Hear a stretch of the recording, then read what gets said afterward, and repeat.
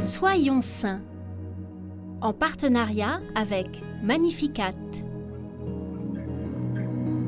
En ce 29 mars, nous souhaitons une très bonne fête aux Gladys et aux Archibaldes. Et nous découvrons un martyr, le bienheureux Jean Humbley. Tel un autre Saint-Pierre, cet homme commence par renier Jésus, avant de finalement communier avec foi aux souffrances du Christ. Jean est né en Angleterre, au XVIe siècle, dans une époque où il n'est pas bien vu d'être catholique sur les terres de la perfide Albion. Un jour, Jean se convertit en lisant l'un des livres des Pères du désert. Après avoir refusé d'assister aux messes anglicanes, il craint d'être ennuyé et change de ville. Il part pour Londres, croyant pouvoir y vivre sa foi en secret, plus sereinement. Il y mûrit le désir de devenir prêtre. Comme quasiment tous les hommes répondant à cette vocation à l'époque, il embarque pour se rendre clandestinement en France afin de pouvoir entrer au séminaire. Un an après son ordination, en 1584, il retourne dans son pays. À Pâques 1586, il est arrêté suite à une dénonciation.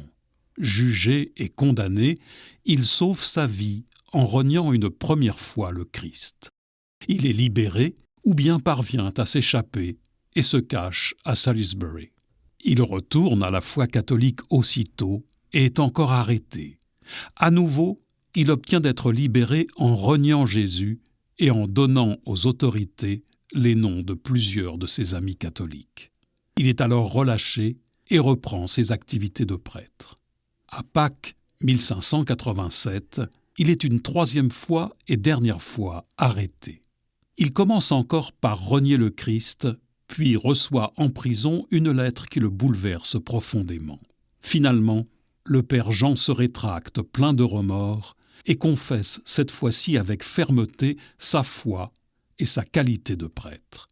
Il est condamné à mort et subit le supplice réservé aux traîtres, à savoir la pendaison, l'éviscération et l'écartèlement.